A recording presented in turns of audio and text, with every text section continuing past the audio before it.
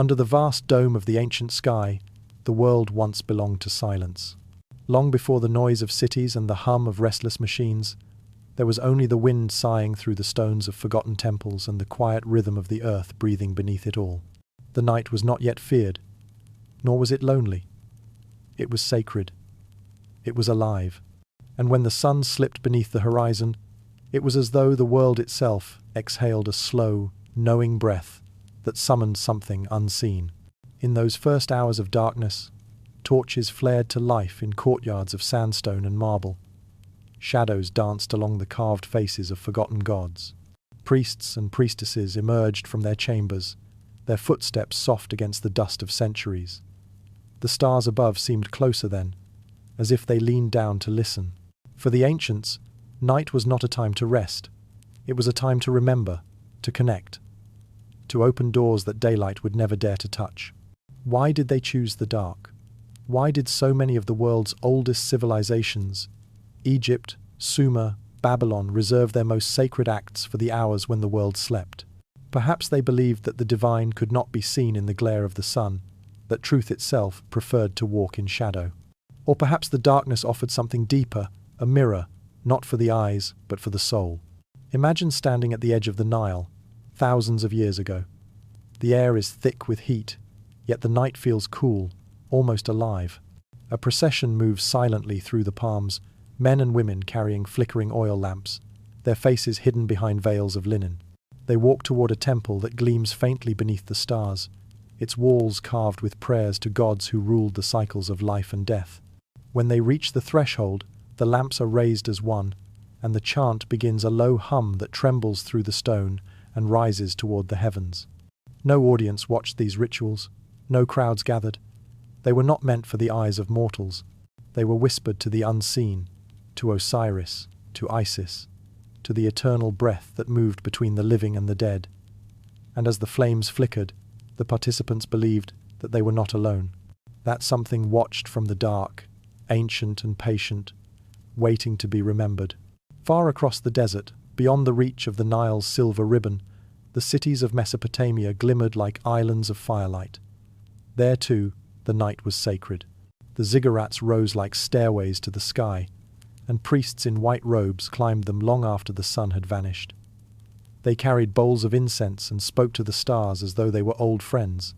Each constellation had meaning, each movement of light a sign from the gods. In those moments, time dissolved. The boundary between heaven and earth thinned, and what was hidden in daylight became visible in shadow. Perhaps this is why so many civilizations feared to speak of their night ceremonies. For them, the darkness was not empty, it was full. It held memory, power, and the presence of those who had crossed before. The rituals performed beneath the stars were not meant to entertain or to prove, they were meant to keep balance, to remind the world that mystery itself was sacred. And yet, as centuries passed, the reasons faded. The chants turned into echoes, the temples into ruins, and the firelight into dust. Still, the question remains, soft but insistent. What did they see when they closed their eyes beneath those ancient skies? What truths did they whisper into the wind, hoping it would carry their words beyond time? The answer, perhaps, lies not in the ruins, but in the silence that still surrounds them. A silence that hums faintly, as though the stones remember what we have forgotten. Tonight, as the stars begin to pierce the endless dark, we will follow that hum. We will return to the oldest of nights, to Egypt, where the first great ceremonies of shadow and flame were born. There, under the gaze of timeless gods, the torches of ritual will awaken once more. Beneath the sleeping sands of Egypt, the night once stirred with the whisper of prayers and the glow of sacred fire. In Thebes and Luxor, when the last light of the sun melted into the horizon, priests of Osiris prepared for one of the most mysterious ceremonies of the ancient world, the opening of the mouth. It was said to awaken statues, to give them voice, and in doing so, to bridge the living with the eternal. The ritual began when the desert grew still, when only the hiss of torches and the distant murmur of the Nile broke the silence. Stone corridors flickered with amber light.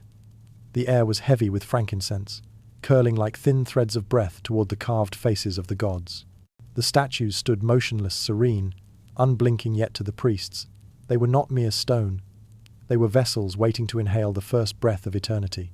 One by one, the priests circled them, murmuring words older than memory. "Awake, O one who sleeps," they would chant, each syllable rising into the vaulted dark. They believed that every image of a god contained its essence, trapped between worlds. Only through this ritual could that essence be stirred, awakened by the precise touch of ritual tools, by rhythm, by intention. A ceremonial adze, carved from meteorite iron, traced the lips of the statue. In that soft metallic scrape lay the heartbeat of belief, that divine life could return through human devotion. The ritual was both literal and symbolic, a reanimation of matter, and a renewal of cosmic order. Outside, the Nile shimmered like a mirror to the heavens. Stars scattered across its surface, reflecting a sky filled with the same constellations the priests studied to mark sacred time. It was no coincidence that these ceremonies took place under starlight. Night was not a backdrop, it was the medium. Egyptians saw darkness not as absence, but as the fertile void from which creation itself emerged. Daylight belonged to the living, but the night quiet, vast, and infinite belonged to the gods. To witness such a ritual was to feel suspended between two worlds. The flicker of torchlight made statues seem to breathe, the shimmer of linen robes became ghostly movement, and the low vibration of chanting filled the chambers like a pulse. The line between imagination and reality blurred until there was no distinction. For the priests, this was no illusion, it was contact. The gods did not descend, they awoke within the faithful.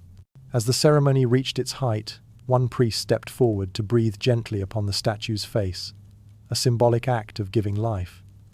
His exhalation joined the swirling smoke and vanished into the air. In that single moment, stone became spirit. The temple seemed to sigh, the flames bending slightly as if in acknowledgement.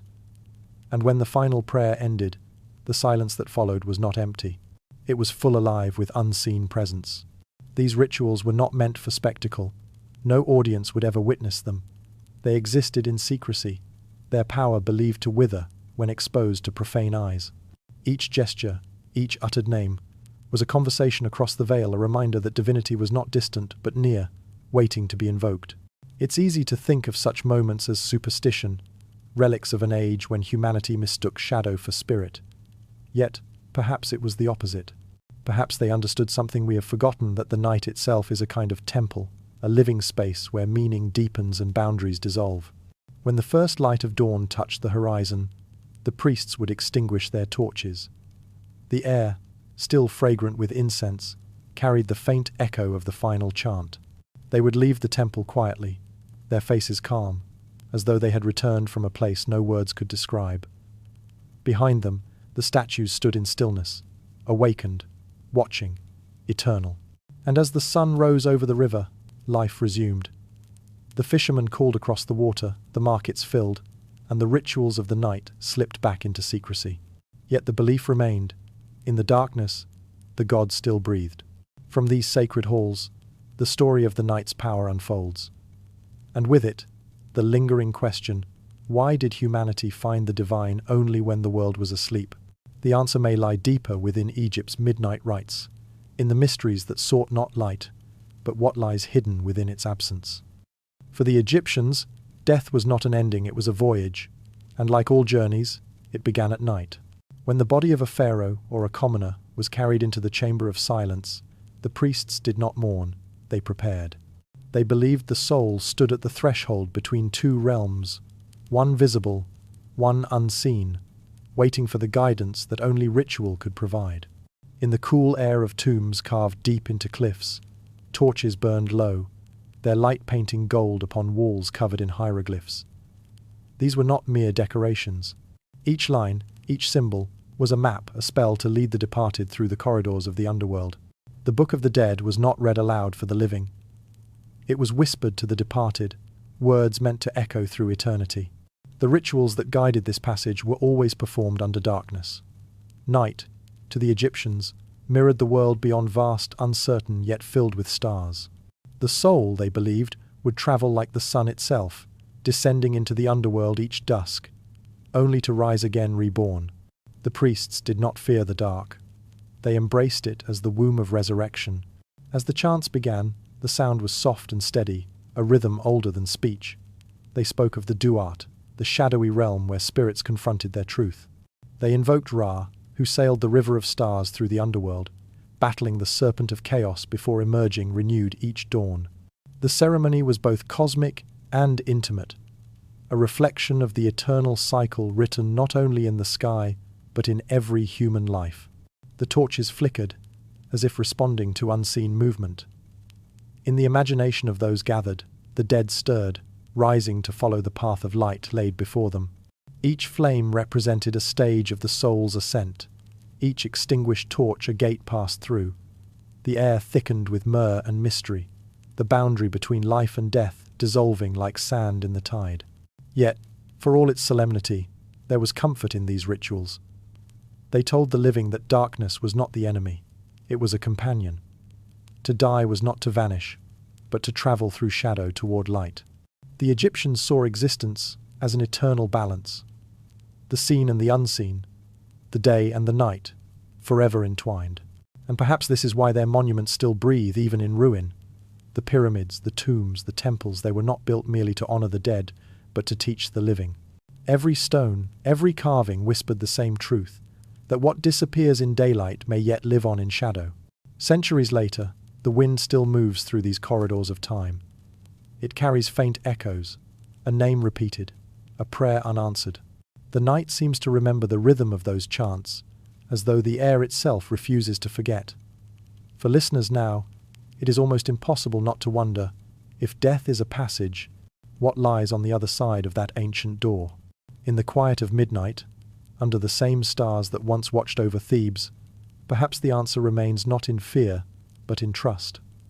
For the Egyptians, darkness was not punishment, but peace. A realm of guidance, where the soul was never lost, only guided home. As we leave the glow of their torches and the scent of sacred oils behind, we carry with us a simple truth whispered across millennia, that the night, in all its silence, holds more life than we know. And in that realization, we turn eastward toward Babylon, where priests once read the stars as messages from the gods, continuing humanity's endless conversation with the heavens. High above the plains of ancient Mesopotamia, the ziggurat of Ur rose like a staircase between earth and eternity. Layer by layer, its bricks climbed toward the heavens, shimmering faintly under the moonlight. To the people below, it was not simply a structure, it was a bridge. They called it the bond between heaven and earth, a place where the gods could descend and humankind could listen. And at its summit, in the deep silence after midnight, the priests of Babylon watched the stars with eyes that saw more than light. Their world was one of rhythm and observation. Each star's movement, each flicker of brightness, was a syllable in a cosmic language. The priests believed the heavens spoke not in words, but in signs. The slow drift of Jupiter, the shimmering of Venus before dawn, the sudden birth of a new star, all were messages written in the sky. To read them was to read the will of the divine. But these messages were not for all. Only those who kept the vigil, who endured the night without sleep, could receive them. By day, the city below hummed with life markets, laughter, noise. But by night, when the world grew still, the temple came alive. Torches burned low, as figures in white linen climbed the stone steps, their shadows stretching long across the walls. They carried scrolls, polished bronze discs, and small bowls of sacred oil. Upon reaching the highest terrace, they would face the horizon and wait, not in impatience, but in reverence. The night sky, vast and endless, was their scripture. When the first constellation appeared, chants began in low, rhythmic tones. The priests believed that sound itself could harmonize with the celestial order, that every vibration joined the music of the spheres. These chants were neither prayer nor song. They were alignment. By reciting ancient formulas while tracking the stars, the watchers hoped to bring balance between the heavens and the earth below. Each ritual was a moment of synchronization, a union between the human breath and the cosmic pulse. As the hours passed, the air grew cooler. The torches sputtered in the wind, and the constellations drifted slowly across the sky. The priests marked their paths carefully, tracing invisible lines between stars' paths they believed the gods themselves once walked. To them, the sky was not distant. It was a living tablet, and every light a word written by something beyond time. They were not simply astronomers, they were translators of eternity. Occasionally, when a rare alignment appeared, the crossing of planets or a star's sudden disappearance, the temple bells would sound. Messengers would be sent into the city to record the omen, inscribing it onto clay tablets. These records would later be read by kings and prophets, who believed their destinies were woven through the constellations. A birth under a red star could mark a conqueror, a faded moon, a warning of famine. But for the priests, the meaning was never just political, it was sacred. To them, every movement of light revealed the mind of creation itself. There are ancient stories that speak of these watchers as men who never aged, as though the night itself preserved them. Perhaps it was the quiet. Perhaps it was the closeness they felt to something beyond mortal understanding. Theirs was a knowledge not taught, but felt learned through silence, patience, and the slow revolution of the stars. If you stood among them, on that high terrace with the wind in your hair, and the city asleep below, you might have felt it too, that ancient hum, the sense that everything above and below was connected by invisible threads. The same stars that glowed over the ziggurat now hang over us. The same constellations still turn, whispering to those who listen. When dawn approached, the priests would bow low to the horizon, extinguish their lamps, and descend the steps in silence. The city awoke, unaware that above their heads, the story of their lives had already been written. And as the last embers faded, another fire waited one born, not of stars, but of sacred flame. For across the mountains, in the temples of Persia, light itself was worshipped as the eternal truth that no darkness could consume. In the heart of ancient Persia, when the stars began to fade and the world slipped into the deep hours before dawn, another kind of watcher tended to a different light. Within the fire temples of the Zoroastrians, a sacred flame burned without end, a symbol of purity, truth, and the presence of the divine. While Babylon read the heavens for meaning, Persia kept its eyes on the fire, believing that all truth could be seen within its living glow. The priests of Ahura Mazda, known as the Magi, guarded the flames as if guarding time itself. No wind was permitted to touch them, no unclean breath could come near. The temple was a realm of whispers, where every sound seemed to bow to the crackle of burning wood. In that orange glow, shadows trembled like spirits, moving across walls inscribed with prayers older than memory. Each flicker of light was a heartbeat of creation, eternal, unbroken. To the Zoroastrians, fire was not merely warmth or survival, it was consciousness, a reflection of divine order, forever battling the darkness of ignorance. As the outer world slept, the Magi performed their midnight devotions. They believed that in the balance between flame and shadow, they could perceive the eternal struggle between good and evil, order and chaos, life and decay. There were no grand chants, no crowds of believers, only silence, and the steady rhythm of a flame that never faltered. Occasionally, a priest would rise and feed it with fragrant wood, bowing 3 times before returning to stillness. His face would glow with a faint golden hue, his eyes reflecting the light as if seeing something beyond the visible. In that quiet, the boundary between the physical and the spiritual seemed to dissolve. Legends say that those who kept the eternal fires saw visions in the embers, cities not yet built, wars not yet fought, and souls passing between worlds like sparks in the wind. Whether true or not, the idea endured, that divine wisdom could be found not in the noise of daylight, but in the gentle persistence of fire under darkness. The priests called this sacred flame Atar, the living presence of truth. Its light was believed to connect all creation, from the smallest seed to the stars above. Even when temples fell and empires vanished, the keepers of the flame carried its embers across deserts, relighting it wherever faith endured. In this way, the fire became a traveler, through time an unbroken thread, linking the past to the present. The night rituals of the Magi embodied a lesson older than any scripture, that light exists not to banish darkness, but to coexist with it. The two were not enemies, but companions, each defining the other. Without shadow, light would have no meaning. Without darkness, the flame could not reveal its beauty. As dawn approached, the priests knelt one final time, their silhouettes outlined in gold. Outside, the sky turned pale, and the first birds stirred. The flame, still burning, seemed to whisper against the wind, its glow softer now, as if it too respected the coming of day. And so the watchers of the fire, like the watchers of the stars, passed their knowledge quietly from generation to generation, fragments of a larger mystery. One looked upward for messages written in light, the other inward for truths reflected in flame.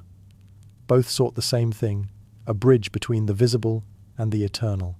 The torches of Babylon had looked to the heavens, and the fires of Persia had burned for the soul.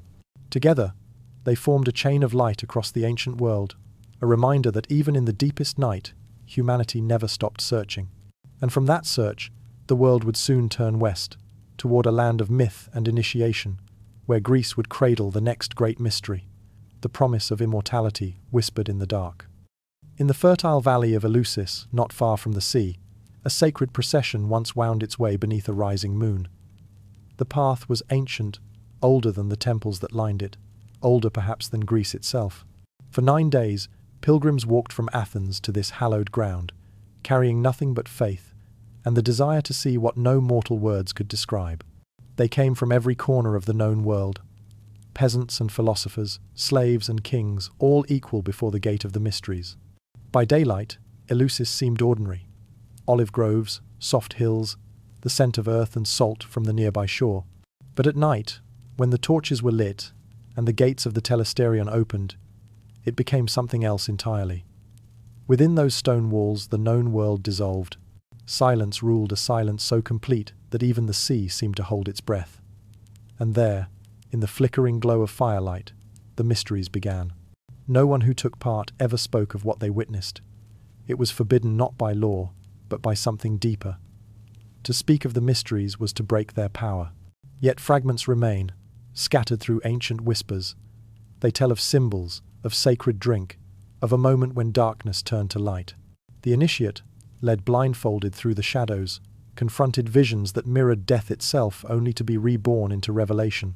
The heart of the mysteries was a story, the myth of Demeter and Persephone, the goddess who lost her daughter to the underworld, and the daughter who returned, marking the endless rhythm of life, death, and renewal. To the Greeks, this was more than myth.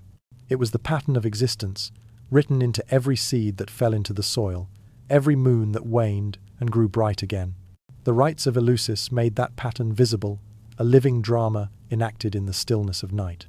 As the ceremony unfolded, torches moved through the temple like stars shifting in the heavens. The air filled with the scent of smoke and crushed herbs, and the murmur of 1,000 breaths waiting for revelation. At the height of the ritual, when the last light was extinguished, something unseeable happened. A sound, a vision, a presence.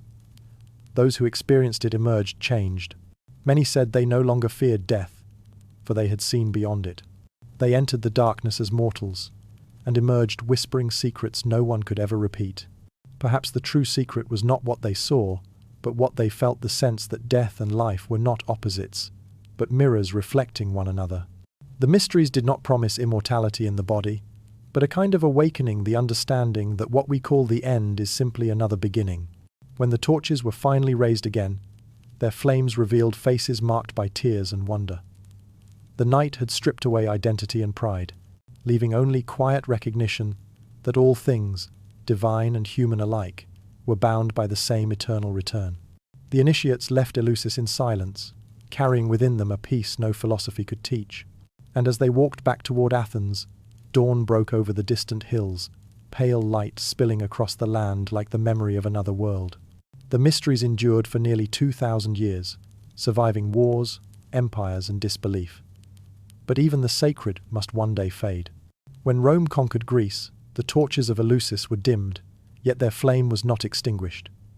It was carried quietly, reverently, into the heart of the empire that had conquered the world. And there, beneath the marble and might of Rome, new initiations began to bloom in the dark. Rome, the empire of law and light, conquered the earth by day, yet by night. It sought something far older, something it could never truly own. Beneath its triumphal arches and marble temples, shadows stirred. There, hidden from the eyes of emperors and crowds, secret brotherhoods performed ceremonies born from Greece's forgotten mysteries. The Romans called them the cults of Mithras, of Isis, of Cybele, faiths not of conquest, but of initiation. To the casual eye, Rome worshipped order, the sun, the eagle, the strength of empire. But underground, in chambers carved from stone, men gathered by torchlight to kneel before an image of Mithras, the god who slew the cosmic bull, releasing life from death.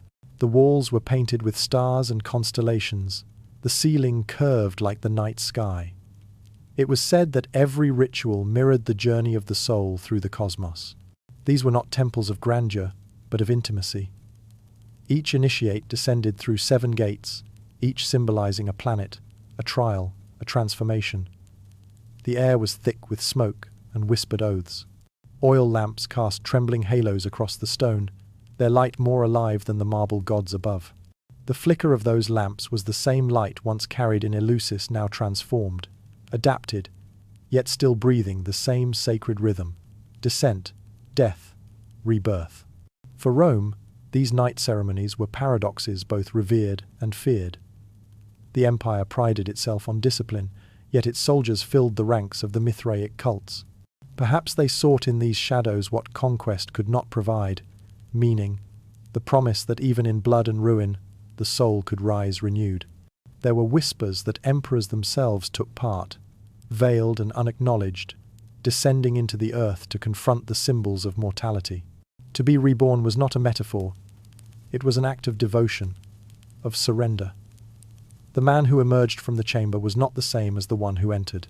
But in its hunger for power, Rome could not help reshaping what it touched. The mysteries, once personal and transcendent, became mirrors of authority. The rites were used to bind loyalty, to create brotherhood among soldiers, to weave obedience with the divine. The old fire of revelation flickered beneath the weight of politics, its glow dimmed by ambition. Still, even in this transformation, something pure remained: the silence before the chant, the spark of the lamp, the knowing glance between those who had seen the same unseeable truth. The Roman world, for all its iron and empire, still needed the night a place where the heart could bow before mystery. As centuries turned, the temples of Mithras fell into ruin. Christianity rose, carrying its own symbols of death and resurrection. Yet beneath the surface, echoes endured. The idea that truth hides in shadow, that the sacred speaks softly, and that rebirth begins in darkness, these threads wove themselves quietly into the fabric of faith. What empire fears the dark, yet worships it in secret? Rome did, and perhaps we still do. For in every civilization, the hunger for light leads us first into shadow. The night, as the ancients knew, is not an end, but a beginning, a threshold through which understanding must pass. And so, as the Roman lamps sputter and fade, we turn eastward once more. Across deserts and mountains, another light burns, not from stars or torches, but from a living flame that has never gone out.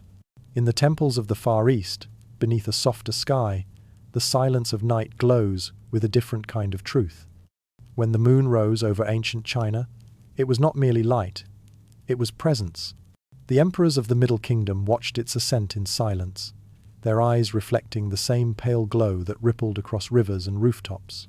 Beneath that light, in the courtyards of the Forbidden City, ceremonies began that few would ever witness.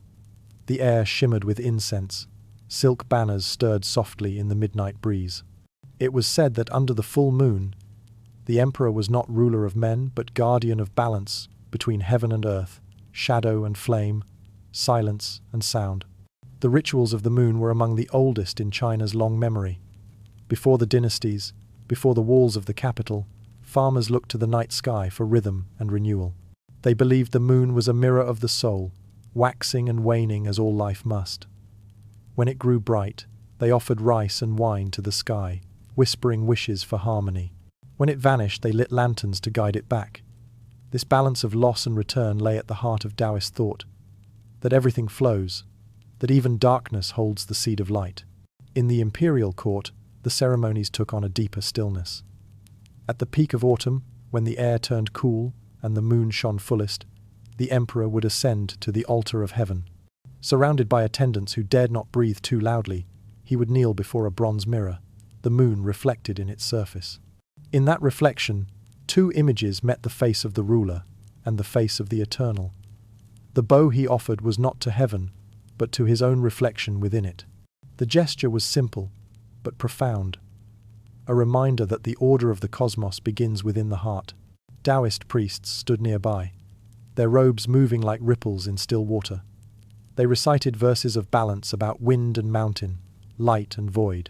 Their words were less prayer than poetry, harmonizing human breath with the rhythm of the universe. The sound barely carried, yet it filled the courtyard with invisible resonance. Even the crickets seemed to fall silent, as though the earth itself was listening. To witness such a ceremony was to feel time dissolve. The moon drifted across the sky, the clouds parting around it like curtains in a sacred play. And when the emperor finally rose, the silence remained, glowing and infinite. It was believed that if he faltered, if his spirit was unbalanced, the heavens would know, and chaos would ripple through the land.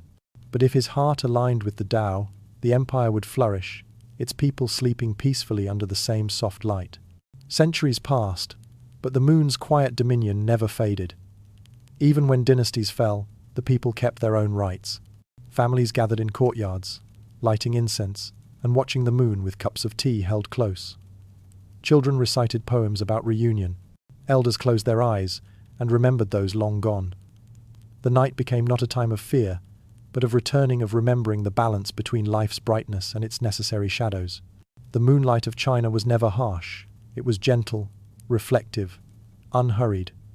It reminded those who gazed upon it that wisdom is not found in conquest, but in stillness.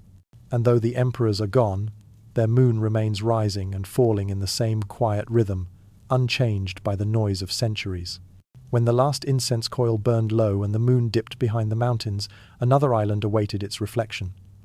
Across the sea, Japan's night held its own kind of peace, one not of balance, but of communion. There, under the glow of 1,000 lanterns, the living would dine with the spirits of the dead. In Japan, when the summer air turns soft and the cicadas cry from distant trees, the people prepare for the night of reunion. It is called Obon, a festival of light and remembrance. As the sun sinks, lanterns begin to bloom across the land, in temples, along rivers, at the doorsteps of quiet homes. One by one, they awaken, until the darkness shimmers with 1,000 small suns. To walk among them is to walk through a dream, an ocean of golden breath, where the veil between worlds thins like mist. The Japanese believe that during these nights the ancestors return, not as ghosts to frighten, but as guests to be welcomed. Families set out offerings of fruit, rice, and flowers. The tatami floors are swept clean, the air scented with sandalwood. In the gardens, candles flicker beside bowls of water, symbols of purification for souls traveling from afar. The living bow their heads, whispering prayers of gratitude, and in the flickering light, it is said that the faces of the departed shimmer for a moment before fading again into the dark. The temples too glow from within. Monks in saffron robes chant sutras that rise and fall like waves. Their rhythm is hypnotic, neither mournful nor joyous, but something deeper, a melody of acceptance. It is a sound that reminds the listener that love does not end with death. It only changes its form. Outside, children release paper lanterns onto rivers, watching them drift away, their reflections doubling upon the water. The current carries them slowly toward the sea, as if returning each soul to the great ocean of being. There is serenity in this ritual, but also wonder. The night is not silent. It hums softly, alive with memory. Every flame becomes a heartbeat, every lantern a story retold in light. The people do not fear the dark, for within it they see the warmth of those who once shared their lives. This is the harmony of Obon, that in remembrance the divide between worlds disappears. As the night deepens, the air cools. Lanterns sway in gentle rhythm, their paper walls breathing with the wind. Couples walk hand in hand. Elders sit beneath the trees, and somewhere in the distance, a flute plays a tune as old as the festival itself. There is no rush, no climax, only the endless unfolding of peace. Toward dawn, the last ritual begins. Families gather by the shore to send their final lanterns out to sea. The horizon glows faintly, and for a brief moment, it seems as if the stars above have descended to float upon the water. It is a farewell, but not an ending. the living bow once more, whispering thanks for another year of light shared between worlds. The sea accepts their offering, carrying it into eternity. In Japan, the night is not a void, it is a bridge.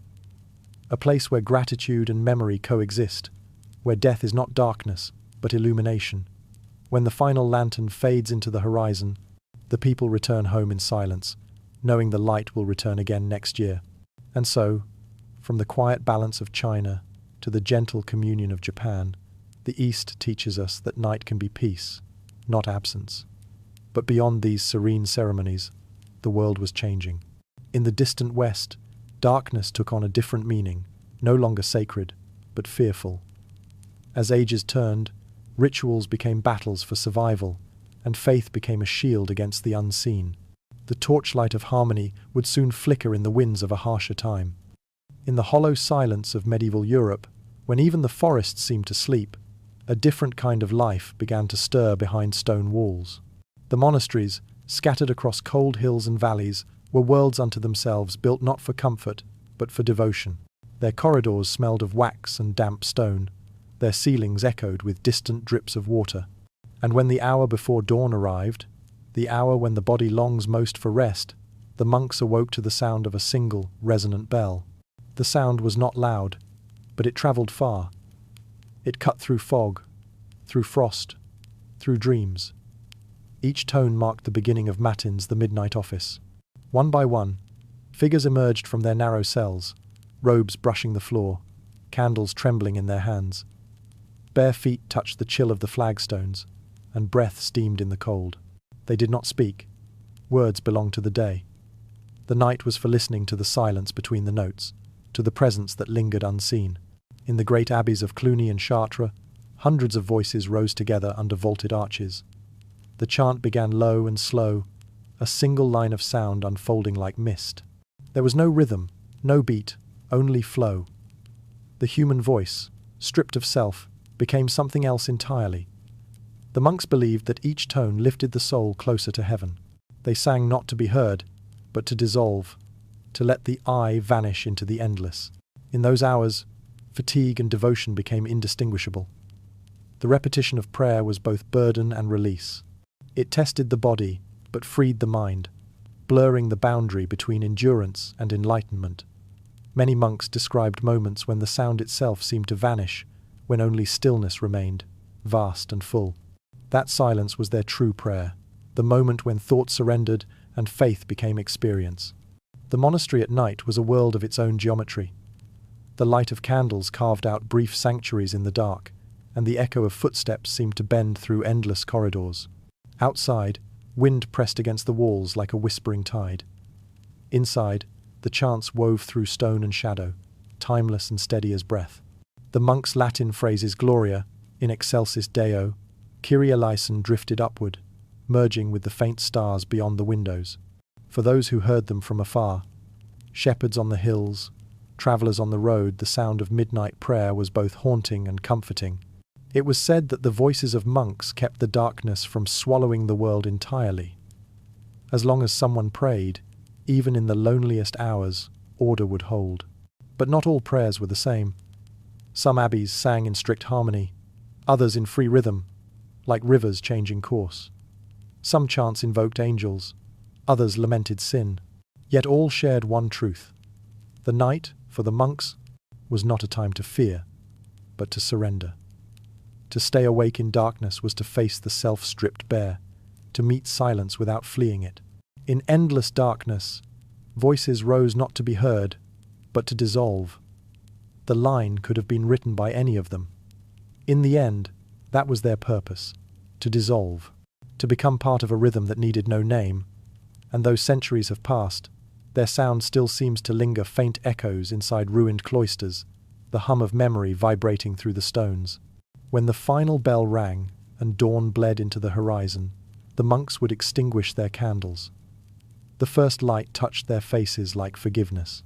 They would file out, weary but serene, returning to their work in fields and scriptoria. The night would retreat, its mysteries locked once more within the walls. Yet outside those walls, another kind of faith was stirring, one not bound by rules or scripture, but by soil, by fire, and by the old rhythm of the land. And so, as the last note of the hymn faded into daylight, the world beyond the abbey began its own kind of prayer, one whispered by the fields, sung by the wind, and forbidden by the church that claimed to rule the night. Beyond the monastery walls, the world was older, older than Rome, older than the saints, older even than the words carved into scripture. In the small villages scattered across Europe, faith still wore its ancient face. The people prayed, yes, but they also remembered. Under the cover of darkness, when the church bells slept, they gathered in secret to honor what the earth had not yet forgotten. These were not the grand ceremonies of kings and clergy, but quiet rites born from hunger and hope. A farmer might bury an apple in the soil to bless his crops. A mother might whisper charms to the moon to protect her child. At midsummer, fires would bloom in the fields, circles of light where men and women danced barefoot through the smoke, believing that the flames would burn away illness and misfortune. The church called these acts superstition, even heresy. But the people knew better. They were conversations between human and earth, between night and renewal. On winter nights, when frost sealed the ground, small groups would meet at crossroads or forest clearings. They carried torches, not to defy the dark, but to honor it. The rituals were part prayer, part remembrance, remnants of a time when the gods of the field still walked among them. They spoke to the spirits of the harvest, to rivers and stones, to the unseen hands that turned the seasons. To them, these were not pagan gods but neighbors, ancient, invisible, enduring. The church fought these practices relentlessly. Bishops sent letters condemning moonlit gatherings, and priests preached against the dances of the damned. Yet the more they forbade, the more the people hid their devotion within the folds of Christian ritual. The blessing of crops became a saint's feast. The lighting of fires turned into the festival of Street John. Behind every candle burned an older flame. In the stillness of night, the line between sacred and forbidden blurred. Imagine standing in a clearing as the fire crackles, sparks spiraling into the sky. The villagers join hands, their shadows moving like waves. Someone hums an old melody, wordless, timeless. Around them, the fields stretch in darkness, the earth listening. This was faith without hierarchy, worship without doctrine. It belonged to no book, yet it lived in every breath. They called it heresy, yet the earth kept whispering the old songs. The church could silence voices, but not wind, not soil, not memory. The same hills that had once echoed with chants to Odin or Cernunnos now carried the murmurs of hidden prayers disguised as hymns. Even within the monasteries, fragments of the old world survived in the rhythm of chants, in the pattern of the calendar, in the turning of festivals that still followed the Sunday. For all its power, the church could never entirely banish the night. The people still looked to the moon for comfort, still lit fires when the crops began to fail. Their faith was not rebellion, it was remembrance. A belief that what came before still walked beside them, unseen but near. As centuries passed, these hidden rituals grew quieter, folding themselves into legend. They became tales told by hearthlight, then songs sung to children, and finally, whispers the wind carried over empty fields. Yet in those whispers, the old harmony remained the rhythm of night and life, of loss and renewal.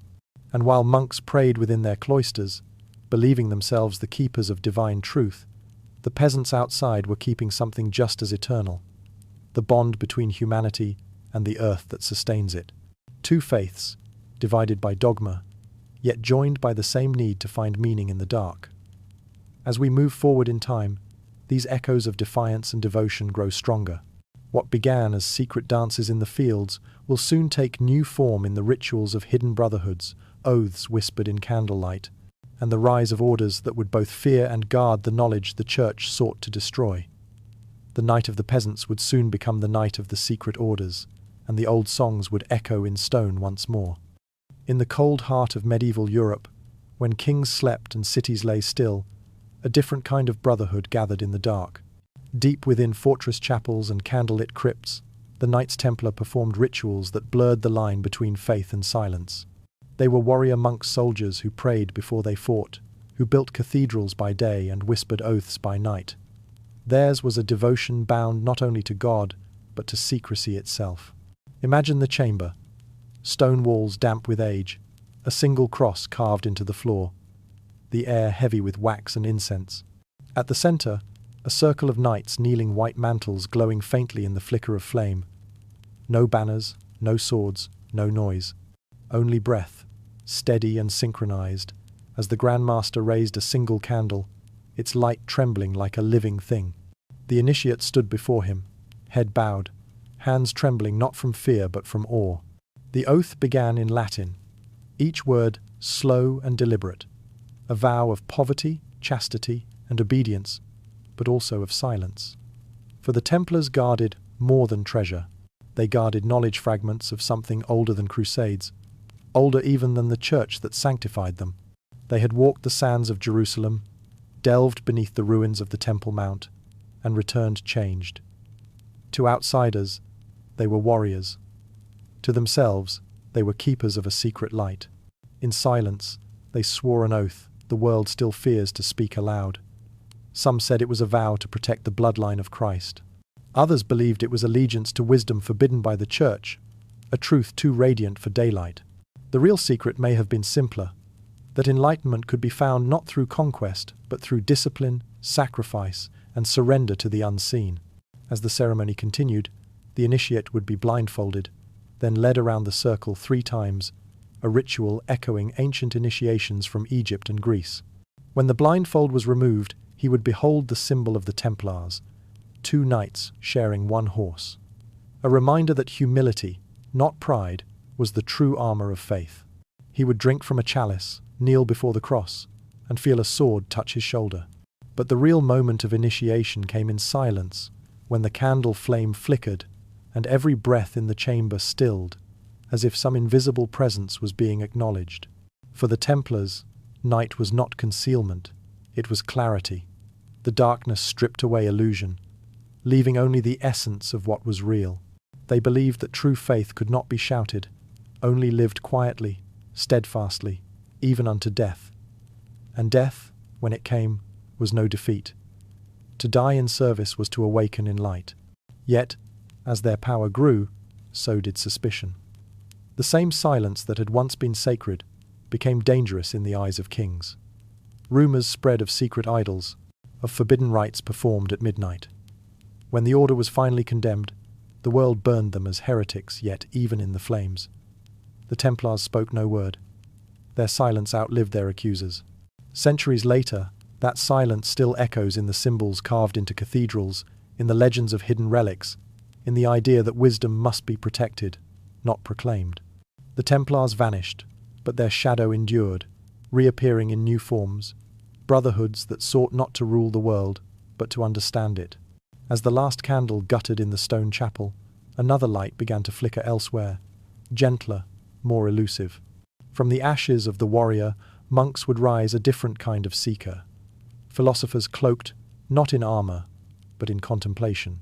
Their battles were fought not with sword or creed, but with the mind's alchemy, the transformation of ignorance into illumination. In the centuries after the Templars fell, Europe changed, its fires of faith cooled, and its shadows deepened. Yet beneath the surface of the New Age, quiet circles of thinkers gathered in hidden rooms, continuing a lineage of secrecy. They called themselves many names: Rosicrucians, Hermeticists, philosophers of light. Their rituals, like those of the monks before them, took place in darkness. But their purpose was different. They sought to turn matter into spirit, lead into gold, and the human mind into a vessel of truth. Imagine a small study, lit by a single oil lamp. Glass vials line the shelves. Books in Latin and Greek lie open beside burning coals. The air hums faintly with the scent of sulfur and ink. A man in a simple robe stirs a crucible, watching as molten metal shifts color from dull gray to red, from red to a blinding white. He is not trying to make gold, not really. He is trying to see the divine principle hidden within transformation itself. They mixed metals by moonlight, hoping to turn ignorance into light. To the alchemists, every element mirrored the soul. Lead was the weight of unknowing, gold, the perfection of understanding. The crucible was the human heart and the fire, the ordeal of self-discovery. Their laboratories were temples disguised as workshops, and every experiment was a prayer. The rituals of these secret societies often began at midnight. The members would gather in candlelight, robes brushed with salt to symbolize purity. They read aloud from old texts, the Emerald Tablet, Corpus Hermeticum, the Book of Secrets, their voices blending with the hiss of fire. Then came silence. For in silence, they believed, the elements spoke. Mercury, sulfur, and salt body, soul, and spirit were not mere substances, but metaphors for the human condition. They were scientists before science, mystics before philosophy. Yet they walked a narrow path, forever watched by the church, forever misunderstood. To speak openly was to risk accusation of sorcery. So they encoded their truths in symbols, the serpent eating its own tail, the rising phoenix, the star within a circle. Each image concealed a formula, not for material transmutation, but for enlightenment. The Rosicrucians, one of the most secretive of these orders, claimed to possess an invisible college, a network of adepts scattered across Europe who shared knowledge through dreams and coded letters. They taught that all existence was a single divine experiment, and that every human being was both participant and alchemist, refining the soul through experience, burning away ignorance to reveal gold within. In their gatherings, candles were placed in geometric patterns, representing the harmony of the cosmos. Music played softly, often the slow tones of the lute or organ, meant to align the listener with the rhythm of the spheres. They believed that through meditation and inner work, one could awaken the same light the Templars had guarded, the eternal spark that connects man to the divine. Their work bridged two worlds, science and spirituality, logic and myth. They saw no contradiction in studying both chemistry and prayer, astronomy and mysticism. For them, knowledge was sacred because it revealed the unity behind all things. In every drop of mercury, in every flicker of flame, they saw reflections of the infinite. As dawn approached, the alchemist would cover his vessels and close his books. The lamp's flame would dwindle to smoke, and the first light of day would seep through the window.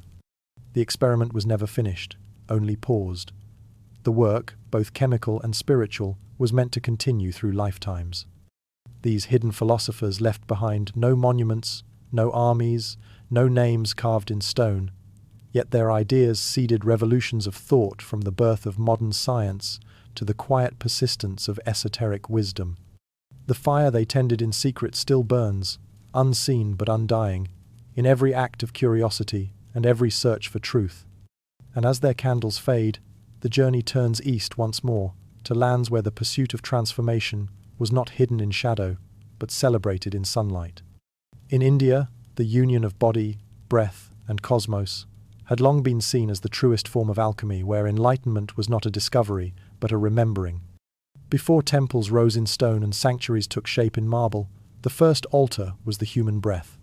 In ancient India, the Vedic seers believed that the universe itself was a living fire, an endless rhythm of creation and dissolution. Every flicker of flame mirrored the heartbeat of existence. Every chant echoed the pulse of the cosmos. When night fell upon the plains and rivers, priests and sages gathered around sacred fires that burned not for warmth, but for awakening. These were not spectacles for the eye, they were symphonies for the spirit. Flames leapt and bowed in time with the hymns of the Rig Veda, the oldest surviving poetry of humankind. Words older than history rose into the dark, carried by smoke toward the stars. Each sound, each vibration, was believed to shape reality itself. Through the act of chanting, the unseen was invited to dwell within the seen. The fire was called Agni, and he was not just flame but messenger, the bridge between earth and heaven. Offerings of ghee and grain were placed into his blaze, each spark a whisper of connection. But as centuries passed, the sages began to teach that this divine flame was not confined to the altar. It also burned within every living being. The body, they said, was a temple, the breath, a ritual. Every inhale kindled an inner fire. Every exhale released its offering to the universe. When the outer fire dimmed, the inner one began to glow. It was not poetry, it was revelation. Meditation became the new ceremony, stillness, the new sanctuary. Where once 1,000 priests had sung, now a single seeker could sit in silence and find the same divine presence flickering behind closed eyes. The night itself became the sacred space, vast and infinite. In the forests of India, hermits tended small fires beside lotus ponds, their faces lit in amber light. The sound of Om, the eternal syllable, reverberated through the trees like a heartbeat. It was said that those who truly listened could hear the same sound within their own chest. To awaken this awareness was to awaken the cosmos itself. The rituals of fire, sound, and breath were not about worshipping gods far away, but recognizing divinity within. The Vedic idea of Agni evolved into the yogic principle of tapas, the inner heat of transformation. Just as fire refines metal, spiritual discipline refines the mind. The goal was not to escape the world, but to see it clearly, illuminated from within. As night deepened, the stars mirrored the flames below. The priests believed the universe was a vast fire altar, each constellation a spark in the divine blaze. To light one's own fire was to align with that cosmic order, to participate in creation. And so, for thousands of years, India's nights glowed with sacred light from Himalayan caves to coastal temples where waves sang in rhythm with mantras. But these fires were never meant to stay contained. They were teachings disguised as rituals, truths that travelers would carry far beyond the Ganges. As caravans moved westward and ships traced the trade winds, fragments of these ancient flames traveled with them in stories, symbols, and songs. Somewhere beyond the horizon, other civilizations would inherit their glow, reshaping the wisdom of fire in their own tongues. And thus, as dawn brushed the sky with gold, the sages of India tended their last embers, whispering prayers for the journey ahead. The sacred fire, once rooted in the heart of a single land, was about to cross oceans, becoming the invisible thread that connected all who ever sought meaning beneath the stars. The sea has always carried more than trade, it carries memory. From the harbours of ancient India, ships laden with spices, silk, and stories sailed toward unknown shores. Alongside their cargo, the travellers brought something intangible, a sense of sacred rhythm, the idea that night itself could be a teacher. Through the monsoon winds and over the Indian Ocean, this quiet wisdom journeyed westward toward Arabia, Africa, and beyond. On deck, sailors lit small lamps to honor the gods of wind and wave. Some whispered Sanskrit prayers that mingled with foreign tongues. The light that had once burned in Vedic fire altars now danced on the ocean's surface. Across generations, these flames became symbols in new lands. In Persia, the sacred fire of Attar. In Egypt, the eternal lamp. In Greece, the hearth of Hestia. The same reverence for the union of light and darkness took root in different soils, translated by cultures that saw in fire not destruction, but balance. It was through these exchanges that the world learned a shared language of ritual.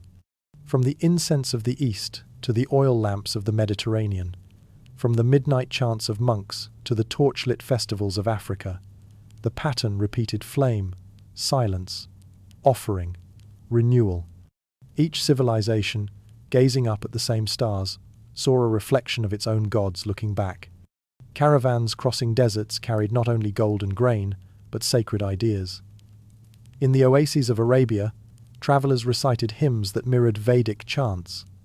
In Alexandria, philosophers spoke of a cosmic spark within man, the same truth India had whispered centuries before. Even the early mystics of Europe would later echo the same vision, that divinity is both beyond and within, that enlightenment begins where silence meets breath. As the world expanded, the fires multiplied. In some lands, they burned as candles before altars, in others, as bonfires beneath the moon. Yet no matter how far they spread, their purpose remained unchanged, to connect the mortal to the infinite. Each flame was a point of communion, a reminder that humanity's search for meaning had always been one long, luminous thread. At night, on distant coasts, fishermen lit lanterns to guide spirits home, unaware that their ritual mirrored one half a world away. In mountain monasteries, monks meditated beside lamps, unknowingly repeating gestures first practiced under India's skies. The rituals had transformed, but their soul remained constant, a conversation between light and darkness, self and cosmos. Every civilization gazed at the same stars, yet saw a different god looking back. That is the beauty of ritual. Its unity lies not in uniformity, but in resonance. Each culture heard the same celestial music and composed its own verse. As centuries passed, these shared traditions became veins of memory connecting distant worlds. Fire became symbol, symbol became faith, and faith became the quiet pulse of civilization. Even now, when electric light has conquered the night, that ancient instinct remains the desire to kindle something small, to watch it flicker, to listen for the silence that follows. From India's sacred altars to the farthest edge of the ocean, the journey of fire was not about conquest or conversion. It was the spreading of awareness that in darkness there is wisdom, in silence, communion, and in every flame, a reflection of something eternal. And so, as we follow that light westward across the waters, we arrive at the next frontier of human mystery, a land where the stars took new names, where civilizations rose without memory of the old world, yet practiced rituals under the same eternal night. The fires of the east had reached the farthest horizon, and beyond it, new flames waited to be born. Far above the sleeping valleys, where the air thinned and the stars burned like frost, the priests of the Andes climbed toward the sky. The mountains were not obstacles to them, they were bridges.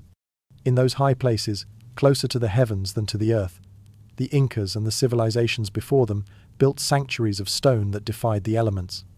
They called them temples, but they were more than that. They were instruments tuned to the rhythm of the cosmos, designed to catch the first breath of dawn and the last sigh of the moon. They built temples so high that even clouds could not hide their prayers. At night, the world below disappeared beneath a sea of mist. The only sound was the wind and the quiet song of the priests preparing for the lunar rites. Wrapped in cloaks of alpaca wool, they carried silver bowls, conch shells, and feathers from birds that soared where no man could reach. Fire flickered weakly in the thin air, but its light was sacred, a reflection of the moon's cold flame. To the Andean people, the moon was not a distant object, but a mother mama killer, the keeper of time and tides. Her light governed harvests, births, and the secret rhythm of the seasons. Each phase was a message. The crescent for beginnings, the full for abundance, the dark for rest. And so the priests watched her with reverence, charting her path across the sky, as though reading the breath of the divine. When the full moon rose, the rites began. Offerings of chicha, maize, and coca leaves were placed upon stone altars carved with serpents and suns. Drums echoed softly, their rhythm slow and steady like a heartbeat. The chants that followed were not pleas but thanksgivings, songs of balance between earth and sky, warmth and cold, day and night. To live was to honor that balance. To forget it was to invite ruin. As the moon reached its highest point, the priests would raise their arms and tilt their faces upward, their eyes glimmering with reflected light. It was said that, in that moment, the goddess looked back. The silence of the mountains became absolute, as if the entire world paused to listen. There, among the peaks, humanity and divinity met in breathless stillness. The temples of the Andes were aligned not only to the moon, but to the stars. From Machu Picchu to Tiwanaku, stone windows framed celestial events with impossible precision. During eclipses, when the moon darkened and the stars flared bright, the people gathered below believed the heavens were speaking, that the gods were reminding them of their fragile place between sun and shadow. In these ceremonies, no fear existed. Darkness was not the enemy, it was the other half of light. The priests understood what the ancients of Egypt and Babylon had known before them, that the divine reveals itself most clearly when the world is still. But the winds of the Andes carry whispers of loss as easily as prayers. When the conquistadors came, they looked upon the moon temples and saw only superstition. Fires were extinguished, stones toppled, chants silenced. Yet even as the altars crumbled, the old ways endured, hidden in festivals, in songs, in the rhythm of the drums that still echo in high mountain villages when the moon is full. From these sacred heights, the trail of mystery descends into the dense forests of Mesoamerica, where the moon gave way to the sun, and light itself demanded an offering. There, beneath the canopy, another civilization sought communion with the cosmos not through silence, but through sacrifice. In the jungles of Mesoamerica, where the air shimmered with heat and the temples rose like mountains of stone, the Maya built their world around the heartbeat of the Sunday. They measured time with impossible precision, charting the movements of stars as if decoding the thoughts of gods. But when the night fell, when the torches burned low and the world glowed red beneath the moon, their rituals turned inward, toward a truth only the soul could understand. They believed pain could feed the stars, and the stars, in turn, remembered. To the Maya, sacrifice was not destruction, it was balance. Just as the earth gave crops, humanity was bound to give something back. Blood, the essence of life, was the bridge between realms. In the stillness of midnight, priests and nobles performed the act of chab, the ritual of self-offering.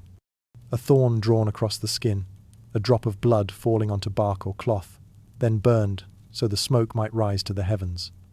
The body was not punished, it was consecrated, transformed into a vessel of cosmic dialogue.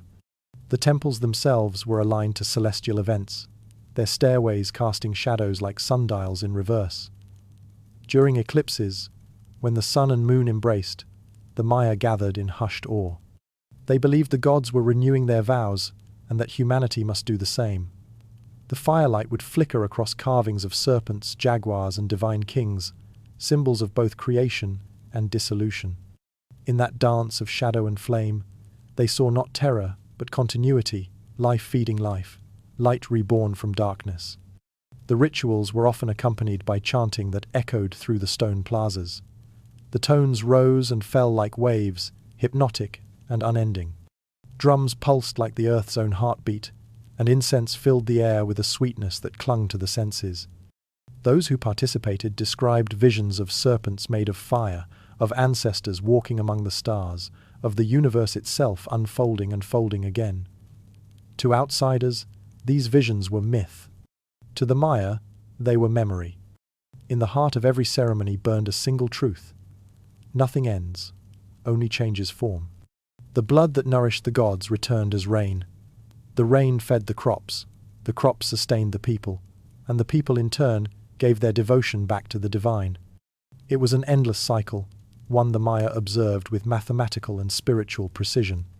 Even after their temples fell silent, the essence of their rituals survived. In the villages that dot the Yucatan, candles still burn for ancestors, and prayers still rise with the smoke of copal. The same rhythm of offering and renewal continues, though its language has changed.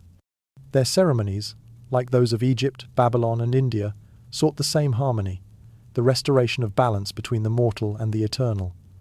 Through their night rituals, the Maya taught that even sacrifice could be sacred, if it honored the cycles of the universe. And as these civilizations faded into the jungles of memory, their symbols did not vanish, they transformed. Hidden within Christian festivals, carved into cathedrals, whispered in secret societies, the old wisdom traveled onward. The fires of the past smoldered beneath the surface of the Renaissance, ready to ignite once more. From the mountains of the Andes to the temples of the Maya, the same light had crossed oceans, climbed peaks, and survived conquest. Now, in the heart of Europe, that forgotten flame would rise again, this time cloaked in philosophy, alchemy, and the pursuit of hidden truth. After centuries of darkness, a darkness of fear, dogma, and silence, Europe began to awaken. The torches of the monasteries had dimmed, the chants of monks had softened, and yet, somewhere in the quiet, a new light began to stir. It was not the light of conquest or revelation, but of rediscovery, the flicker of forgotten knowledge, rekindled in secret rooms and candlelit studies. This was the dawn of the Renaissance, an age when the night itself became a teacher once more. Scholars in Florence, Venice, and Prague scoured the ruins of the past for fragments of forbidden wisdom. In libraries hidden behind church walls, they opened manuscripts written in languages long dead: Greek, Latin, Arabic, Hebrew. These were not just texts, but keys. The Hermetic writings of Egypt, the teachings of Pythagoras and Plato, the mystic formulas of alchemists, who had spoken in symbols rather than words.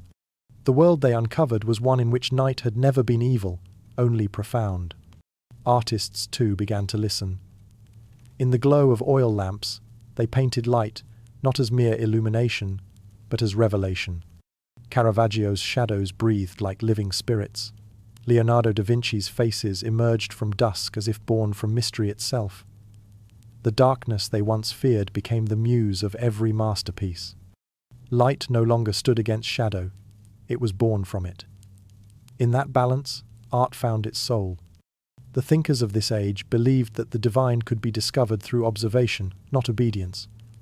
They looked to the heavens and saw not punishment, but pattern. Astronomy, once heresy, became philosophy. The stars that Babylon's priests had read for omens now became symbols of order, of an elegant universe designed by reason yet pulsing with mystery.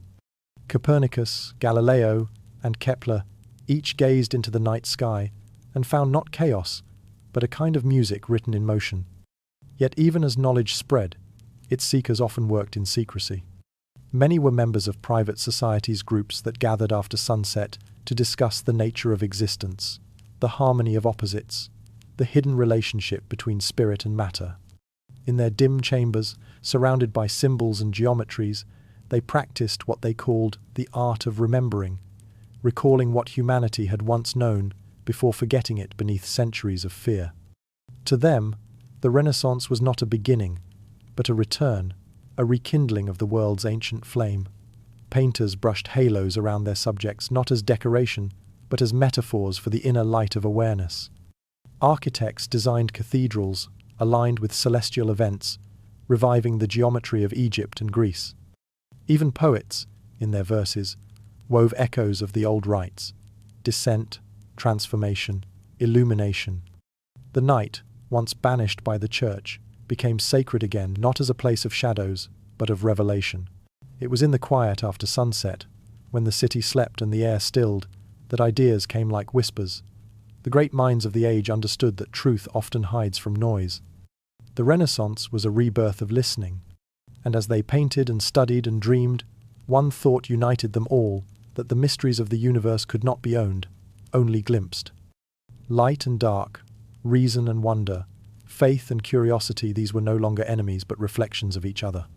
When dawn broke over the domes of Florence or the canals of Venice, the thinkers returned to their work as if nothing extraordinary had occurred. But within their art, their symbols, their silences, they had already reignited the sacred balance. The day belonged to progress, but the night once more belonged to the soul. And as Europe's artists rediscovered beauty in shadow, a quieter revolution began to unfold, not in colour or marble, but in thought. The philosophers of the New Age turned inward, seeking the divine not in cathedrals, but in the dark stillness of their own consciousness. As the Renaissance ripened into its golden age, there emerged a new kind of seeker men and women who preferred the hush of night to the glare of day. They were not painters or architects, but philosophers, mystics, and dreamers. By daylight they spoke the language of reason, but when the candles were lit and the world grew still, they opened their journals and listened for the quiet voice that spoke only in darkness. They waited for the world to sleep, so truth could finally speak. Among them were the Hermeticists, who believed that all wisdom was one, that every faith, every science, every art was but a fragment of a single divine mosaic. They saw in the stars the same intelligence that shaped the human mind. In the alchemist's furnace, they saw the reflection of the soul's own transformation. To them, night was not an absence, but an unveiling. Marsilio Ficino, philosopher and priest, translated the ancient Corpus Hermeticum by candlelight, convinced that humanity had once possessed divine understanding and that it could be reclaimed through contemplation. Giordano Bruno gazed into the night sky and declared that the universe was infinite, each star another sun, each sun another world filled with life. For this belief, he would die in fire. Yet even as the flames rose, he whispered that light itself was eternal. Mystics across Europe, from the Rosicrucians of Germany to the Sufis who travelled from the East, shared the same devotion to the unseen. They taught that truth could not be argued, only experienced. It revealed itself to the mind that had learned to be silent, just as stars reveal themselves only when daylight fades. Their meetings were small, their language symbolic, their understanding vast. They wrote of the dark night of the soul, a journey inward through despair and stillness to reach illumination. In that phrase, night became both trial and teacher, the passage through which the spirit shed its illusions and saw itself clearly. The philosophers of this era believed that only by confronting the dark within could humanity rediscover its light. As their ideas spread, art and science changed once more. The language of mystery seeped into music and mathematics alike, harmonies reflecting celestial ratios, compositions built like prayers. Even the emerging sciences carried the echo of sacred geometry, as if every discovery was a rediscovered memory. But time was shifting. Beyond the candlelit chambers of philosophers, the world was growing louder. Machines began to turn, factories began to hum, and the sky that had once been a canvas of wonder became a measure of progress. The industrial age was dawning, and with it came a new light, harsh, unblinking, mercilessly bright. The night, which had once been the womb of mystery, began to vanish under lanterns and firelight. People no longer feared the dark, but they no longer listened to it either. The philosophers of the night watched in silence as the age of reflection gave way to the age of reason, and the sacred rhythm of light and shadow began to unravel. Yet their teachings endured. Even now, in the quiet hours when cities sleep and screens go dim, their wisdom whispers still. That truth lives not in brightness, but in balance. That enlightenment is not found by banishing darkness, but by understanding it. And so, as Europe stepped into the glare of modernity, a question lingered in the hush between centuries: what happens to the human spirit when night is no longer sacred? That question would follow humanity into the next age, where fire became electricity and mystery was traded for motion. But the old hunger for silence, for meaning, for the eternal whisper in the dark would never truly die. Once, when night arrived, humanity gathered. The setting sun was not an ending, but an invitation to light fires, to share silence, to remember. But somewhere along the long road of progress, the rhythm changed.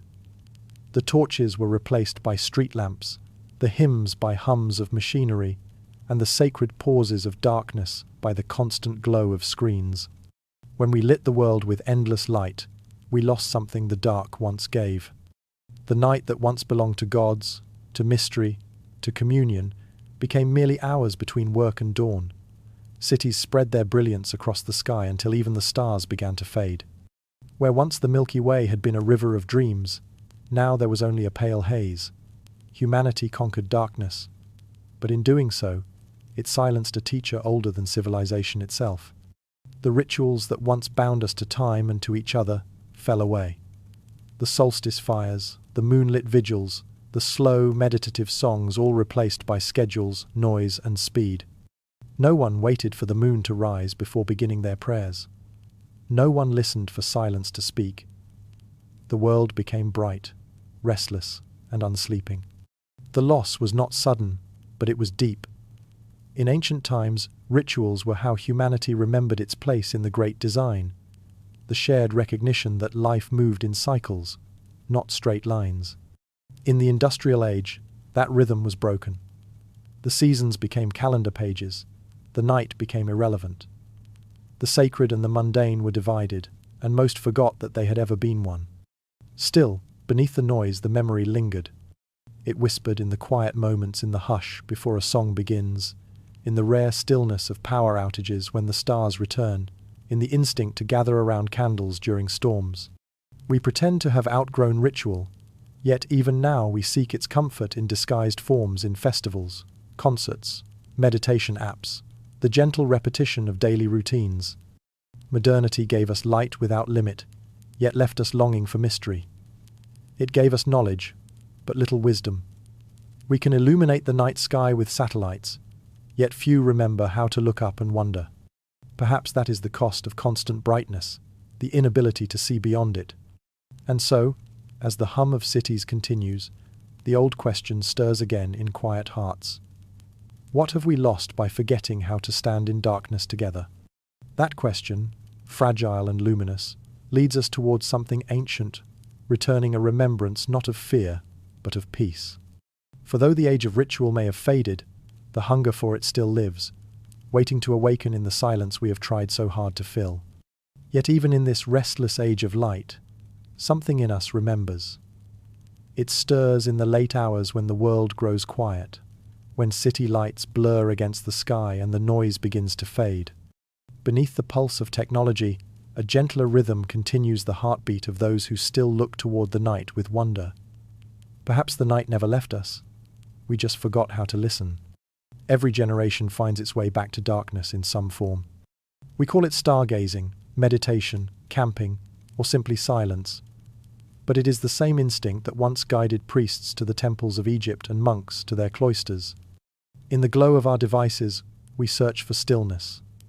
In the darkened corners of our rooms, we close our eyes and drift towards something ancient and unseen. The modern seeker no longer lights, torches, or chants in forgotten tongues, but the impulse remains unchanged. The longing to feel connected, to sense meaning in the void. We meditate to quiet the mind. We light candles to ease the spirit.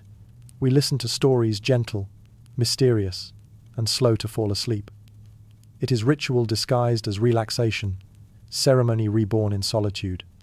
Perhaps that is how the night survives, not through grand temples or sacred texts, but through quiet acts of remembrance. The person who looks up at the stars after a long day, the artist who paints by moonlight, the dreamer who listens to the hum of the universe before sleep, each is performing a ceremony older than history. And while we no longer build ziggurats or chant to forgotten gods, the yearning they expressed still beats within us. The philosopher of Athens, the monk of Ireland, the astronomer of Babylon, the mystic of India, all were reaching toward the same stillness that we, in our own way, continue to seek. The names have changed, but the desire has not. Night has always been the mirror of the soul. In it, we face what daylight hides: our questions, our fears, our wonder. The ancients saw divinity there. Perhaps we still do, though we call it calm, peace, or presence. Even now, countless people find solace in the soft hours before dawn, where imagination flows freely and time seems to pause. In that space, we are no longer just workers or citizens. We are part of the same story that began when the first human gazed at the stars and felt small, yet infinite. The night is not gone. It waits patiently. And when we turn off the lights, when the hum of machines subsides, when we let silence breathe again, it returns. Not as fear, but as memory. Not as emptiness, but as a door. Through that door lies everything we thought we lost: the wisdom of stillness, the beauty of mystery, the comfort of ritual. And beyond it, a promise that what was once sacred may yet be remembered, not in temples or empires, but within the quiet hearts of those who still dream beneath the stars. As the final embers of modern light fade into the deep sky, the world stands once again on the threshold. The same threshold our ancestors crossed in awe and silence, between waking and dreaming, light and shadow, knowing and wonder. And so, the story turns not toward an ending, but toward return. In every age, the night was not an ending, but a return. From the first flicker of fire in a cave to the last candle burning in a monastery, humanity has turned to the dark for the same quiet reason: to remember. Across thousands of years, through empires that rose and fell, through faiths that changed their names and faces, the night remained constant, a patient witness to our longing for meaning. In Egypt, torches flickered along the banks of the Nile as priests whispered to gods who ruled both death and dawn. In Babylon, watchers traced constellations across the sky, believing each star carried a message from the divine. In Greece, initiates walked blindfolded into the mysteries of Eleusis, trusting that only in darkness could truth reveal itself. And high in the Andes, moonlight touched stone altars built so near the heavens that even the clouds bowed before them. Every ritual, every prayer, every offering beneath the stars spoke the same wordless desire to feel connected to something beyond the fragile boundary of the self. Whether through chant, silence, or sacrifice, the people of the night sought renewal, not escape. They did not fear the dark. They entered it as one might enter a sanctuary. Night was both the veil and the mirror. Beneath its quiet, the world could breathe again. The noise of day, of survival, of striving gave way to stillness.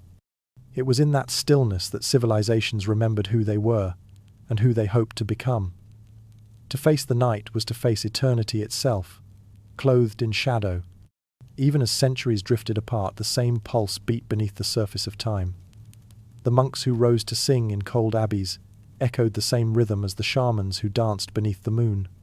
The alchemists, mixing metals by candlelight, carried the same flame once held by Vedic priests before the sacred fire. The tools changed, the languages shifted, but the intention never wavered, to bring light into the dark and find that the two were never truly separate. The night, then, is humanity's memory an endless circle, repeating its lessons with each generation. It teaches that the divine hides not in blinding brightness, but in the soft glow that asks us to look inward. That silence is not absence, but presence waiting to be heard. That death itself, feared and misunderstood, is not a final door but another turn in the eternal cycle. Even now, though the stars are dimmed by the cities we've built, the memory remains. It flickers in the quiet of the late hours, when someone turns off their lamp and simply listens. It lingers in the instinct to light a candle, to close one's eyes and feel the weight of time dissolve. In that moment, brief, wordless, infinite, the old ceremonies return. Perhaps this is why the ancients never wrote down all their secrets. They knew the truth could not be preserved in books or stone. It had to be rediscovered, lived, felt. The night would always be the teacher, and we the forgetful students who must return again and again to its classroom of silence. And as the long arc of history bends toward this present moment, we begin to see the pattern. The rituals of the past were not isolated acts of devotion, they were the language of memory itself. Each flame lit against the dark was a whisper of continuity, a vow that humanity would not forget what the daylight hides, that we are not separate from the universe, but part of its quiet breathing. The circle has never been broken. It only turns. And now, as the world sleeps and the stars look down with the same patient light that shone upon Babylon, Egypt, and the Andes, we return once more not to worship, but to remember. And when the torches go out, the oldest light still burns within us. The story of the night is the story of humanity, a tale of forgetting and remembering, of losing ourselves in brightness and finding our way back through shadow. Every civilization we've wandered through in this journey, from the deserts of Egypt to the mountains of the Andes, sought the same truth, that there is something eternal within the fleeting, something luminous hidden within the dark. In the beginning, we feared the night, then we honored it, then we forgot it. Yet through it all, the night remained patient, unchanging, waiting for us to listen again. And now, as the noise of modern life softens in the small hours before dawn, we can almost hear it whisper, "I never left you." The ancients lit their fires not only to see, but to feel connected to the stars above, to the earth below, to each other. When the priests of Luxor raised their torches to Osiris, when the monks of Ireland sang beneath stained-glass moons, when the philosophers of Florence wrote by candlelight, each act was a prayer to the same eternal rhythm. Light and dark, silence and sound, life and death, opposites that were never meant to war, but to dance. Perhaps that is the secret the night has always tried to teach, that illumination is not the absence of darkness, but its fulfillment. The stars need the void to shine. The soul needs silence to hear itself. Close your eyes now, and imagine the long thread of time stretching backward through centuries of hands lighting fires, of voices rising in prayer, of hearts seeking meaning beneath the same eternal sky. Every flame, every whisper, every heartbeat joins into one vast, unseen ritual that has never ceased. We are its continuation. We are the living memory of every ceremony ever performed beneath the stars. And though we have changed the tools, trading fire for electricity, temples for screens, the yearning remains the same. We still look for something to believe in, still listen for what hums beneath the noise. That search is the torch we carry. In the end, the night was never about darkness. It was about return. The soft reminder that, when all else fades, there is still a quiet place within us that knows. The Egyptians called it Ka, the Indians called it Atman, the Greeks called it Psyche, the breath, the spark, the self that endures. It is the fire that no wind can extinguish, the flame that does not burn but glows. Listen long enough, and you can almost hear it, the faint echo of ancient chants carried by the wind, the heartbeat of civilizations blending with your own. In that sound lies the truth. We are not alone, and we never were.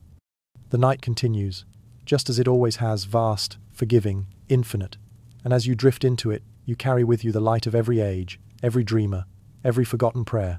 The eternal circle closes not with silence, but with harmony light folding into dark, dark yielding to light. Above you, the stars shimmer distant, yet somehow near. The wind moves through unseen branches, the world holds its breath. And in that moment, there is no past or future, no beginning or end. Only the quiet certainty that everything sacred, everything lost, everything sought, still lives here, within the night, within us.